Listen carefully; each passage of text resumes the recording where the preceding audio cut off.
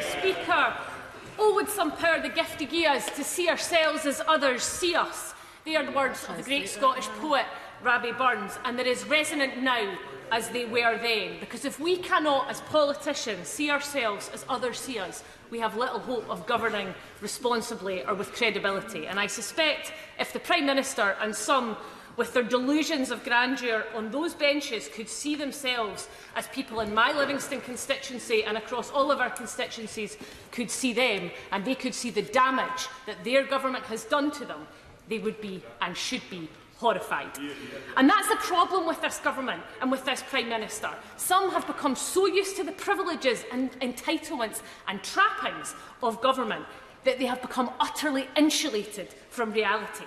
Our citizens have the right not to have confidence in this government, this political system and these political institutions in Westminster, because quite frankly, as this government and this Prime Minister has shown, they are utterly broken. Now, the Prime Minister, we shouldn't be surprised, we have ended up with someone who has come from one elitist institution to another, from Eton to Oxbridge to the House of Commons. And actually, we have 50% of the Conservatives privately educated. And I was struck by a tweet recently from says privilege. Yeah, says privilege. If the honourable gentleman wants to give way, he's very welcome. Yeah. Okay. Jonathan Gullis, but remember what I said about people who were trying to catch my eye and chose to intervene earlier down the list. Hannah. I'm very grateful to the Honourable Lady for giving way. The Honourable Lady makes this cast of aspersions against people who attended private school. I found it quite disrespectful, Madam Speaker, that my mother and father, who chose to send me to that school and decided to use their hard-earned money to give me the best start in life that they unfortunately didn't receive themselves, should somehow be insulted in this way. Bardell. I think there's just a very basic reality, and I wanted to read the tweet of the academic Taj Ali, who highlighted that just 7% of British people are privately educated.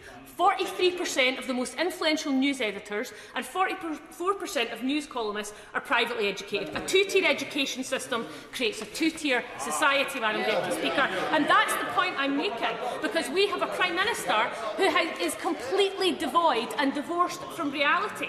And the current leadership race and its navel-gazing narcissism has given a window into that elitism and privilege, because among them we have one of the most richest men in the UK, by whose own admission knows literally no one who is working class. And only did they quit government when they realised that their own reputations were going to be tainted. So whether it's the Windrush scandal or the Post Office Horizon crisis, there is a litany of chaos behind this government. And I have no confidence in this government because it's failed to build proper social housing, failed to fund a health service that was already on its knees before the pandemic, failed to protect the most vulnerable in our society, and has instead cut the financial lifelines to the poorest and most vulnerable, and has sought to balance the books on their backs whilst vilifying them. Now, the SNP government in Scotland is sick to the back teeth of cleaning up the mess of this Tory government, using our precious resources with one financial hand tied behind their back to clean up their mess, mitigating the bedroom tax, lifting the poorest and most marginalised out of poverty without the full basket of financial powers is hugely challenging. But we do it because we understand what it means to govern in everyone's interest. And this Tory government has failed because it failed to quell the river of dirty Russian money flowing through its financial system. I sat on the Sanctions and Anti-Money Laundering Bill with my honourable friend from Glasgow Central, and I saw this government turn its back on the opportunity to stem the corruption and flow of dirty money. So, whilst we are grateful for what they have done in Ukraine, it is an absolute disgrace that this Prime Minister, this government and previous Prime Ministers did so little. I have no faith in this government because it has presided over a right-wing Brexit that has torn our social and economic fabric apart. And I understand, and we understand, the notion of credibility. So, Madam Deputy Speaker, the sooner Scotland can get independence, the sooner Scotland can flourish, and the rest of the UK can, I hope, have its own democratic enlightenment. It can be free from the chaos and the corruption that this Westminster system of government holds. And I have no confidence in this government because I am sick and tired of hearing members opposite on the television talk about how when they heard personal experiences of those who lost loved ones during the pandemic, that because his Prime Minister, their Prime Minister, partied his way through it, that somehow we don't have a right to challenge that.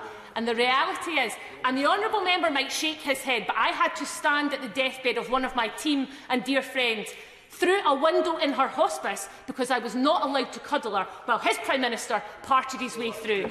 And there he is, still sitting in power. Order. James Daly. Thank you very much indeed, Madam Deputy Speaker. And I have to say that at least there have been some serious contributions, Madam Deputy Speaker, to what we've heard today, and one of them has been quite enlightening, because I've often wondered what it is that people are seeing in the SNP government, because it's not a government that's trashed the economy, that has trashed the education system, that's trashed the health system.